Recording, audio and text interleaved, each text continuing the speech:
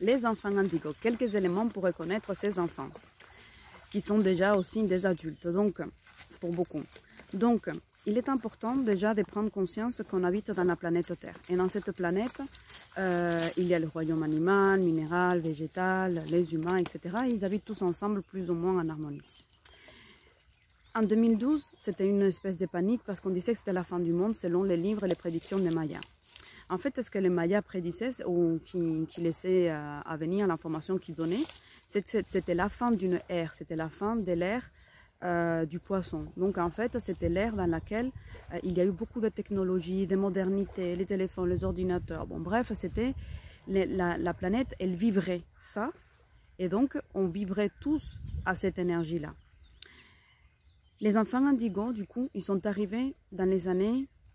une partie est arrivée dans les années 60 jusqu'aux années 70-72. Ensuite, ça s'est calmé un petit peu pour envoyer une énorme vague d'enfants indigos dans les années 80 et les années 90. Pourquoi? Parce qu'à partir de 2012, on a commencé à monter en vibration puisque c'était la fin de l'ère du poisson et on est arrivé, donc le poisson c'était la base de la pyramide, on a monté une petite échelle. Et donc là, on est dans un autre stade, et ce stade, c'est l'ère du Verseau, celle dans laquelle nous sommes actuellement.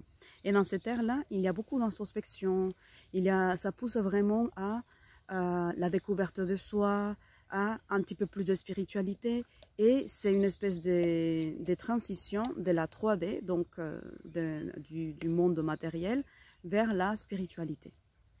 Donc, ces enfants indigos, ils ont le but sur Terre de faire monter aussi la vibration et d'éveiller les autres personnes. Donc c'est des enfants qui, à la base, sont très curieux. Tous les enfants sont curieux, mais les enfants indigos en particulier. Ils vont poser beaucoup de questions. Ils ne vont pas poser des questions, pourquoi le ciel est bleu, pourquoi la terre est ronde. Non, ils vont poser des questions existentielles que même les parents ils disent, mais pourquoi ils me posent ces genres de questions? Mais c'est étrange comme question. Des questions qui vont mener à des réflexions et que des fois les parents ils n'ont pas de réponse. Par exemple, à quel âge on meurt? Pourquoi est-ce qu'on meurt? Il se passe quoi après la mort? C'est quoi la vie? Et des questions très poussées. Et les parties où les grands-parents qui sont morts, ou la tante, ou l'oncle, peu importe. Pourquoi on a des animaux? Pourquoi il y a des animaux qu'on mange, d'autres qu'on ne mange pas? Pourquoi est-ce qu'il y a des gens qui sont végétariens? Bon, bref, ils me posent tout un tas de questions que vous retrouvez parfois en tant que parent un peu déboussolé, vous ne savez pas quoi répondre à ça. Et pourquoi je suis venue sur Terre? Pourquoi est-ce que vous m'avez choisi? Est-ce que vous attendez à avoir un garçon, une fille? Alors que ce sont des enfants petits en fait. Donc ils vont avoir tout un tas de questions qui vont venir vous chambouler. Ça c'est une des caractéristiques. Ensuite, à l'école, c'est des enfants qui, à l'école et un petit peu partout, c'est des enfants qui ont un haut potentiel. Pas un haut potentiel pour qu'on les mette à l'écart, mais c'est des enfants qu'on voit de suite qui sont différents, qui sont très intelligents, qui ont une capacité neptique, c'est-à-dire qui mémorisent énormément, qui sont capables d'emmagasiner tout un tas d'informations, que vous dites, mais je ne sais pas comment elle fait, mais on lui demande d'apprendre un truc, et en fait, elle apprend le livre. Donc, qui ont une capacité mnésique très, très développée. Une autre caractéristique aussi, c'est que c'est des enfants très sensibles. Ils sont très susceptibles, ils ressentent toutes les émotions. Ils peuvent sentir quand les parents vont bien, ils peuvent sentir les ongles, les tantes, ils peuvent sentir toutes les énergies.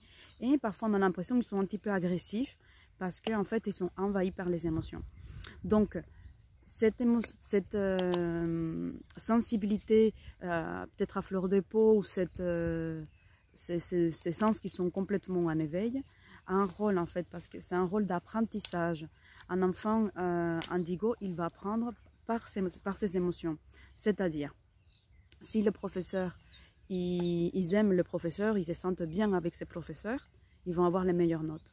Par contre, si en cours d'année, on change de professeur, l'enfant qui réussissait très bien, il va chuter. S'il n'y a pas un feeling avec le professeur, l'enfant il va refuser d'apprendre, il va refuser l'enseignement. Donc, le rôle de ces émotions-là, en fait, c'est pour faire une espèce d'éventail de toutes nos émotions, parce que l'humain, en fait, il a réduit, il a diminué à 4 ou 5 émotions principales ou je sais pas quoi. Et en fait, ces enfants, ils viennent montrer qu'il y a énormément d'états émotionnels. Et lui, il va se servir de ça pour utiliser pour le développer au niveau de sa créativité. Donc c'est des enfants qui vont avoir beaucoup de créativité. On peut avoir des compositeurs, des écrivains, on peut avoir aussi des enfants architectes, parce que c'est les enfants du nouveau monde en fait. Ils vont avoir une vision de la vie, une vision du monde qui est complètement différente de ce qu'on vit aujourd'hui. Et ils sont très innovateurs, ils vont prévoir des choses, ils font des grands projets. C'est aussi des personnes qui vont être engagées dans des causes qui sont supérieures à l'unité, ça veut dire qu'ils vont être dans des systèmes associatifs ou qui vont porter par exemple un uniforme. Ça, ils peuvent être aussi dans les milieux, par exemple les ambulances, les pompiers, il y a aussi des thérapeutes, en fait qui ont comme objectif éveiller la conscience et apporter vraiment du bien-être et du nouveau en fait. Ils ne vont pas apporter des choses qui existent déjà, ils vont avoir un regard novateur. C'est des enfants qui ne supportent pas l'autorité. Des fois on dit que ce sont des enfants rois, qui voilà, ils n'écoutent pas, mais en fait c'est des enfants qui vont uniquement avoir du respect pour l'autorité qui est intègre. Si l'autorité représente une intégrité, si l'autorité est sincère, elle est honnête et elle se tient vraiment dans une ligne droite, l'enfant il va écouter et il va suivre le chemin de cette personne-là, de cette autorité. Par contre, s'il trouve des failles chez l'autorité, chez les parents, chez les professeurs ou même dans le couple, cet enfant ou cette personne, elle va refuser l'autorité et ne voudra pas la respecter parce qu'il se sent déçu, trahi et que la personne elle n'est pas suffisamment solide pour lui apporter l'énergie ou la base qu'ils ont besoin. Donc ça c'est des enfants indigos. Ensuite je vais ouvrir, pour clôturer la vidéo, je vais faire une espèce d'ouverture. Il y a aussi je suis perturbée parce que je suis dans la nature et là je suis en train de voir une petite souris et je ne suis pas très courageuse. Donc j'ai un petit peu, voilà. Donc du coup, ces enfants indigos, en fait, ils vont naître aussi dans des familles qui sont un petit peu atypiques, qui sont un petit peu chaotiques, soit au niveau émotionnel, ou dysfonctionnel, ou au niveau économique. Et donc c'est des enfants qui seront obligés de se dépasser, obligés de déployer beaucoup d'énergie pour pouvoir s'en sortir. Et donc ça va être une force, ça va être un moteur.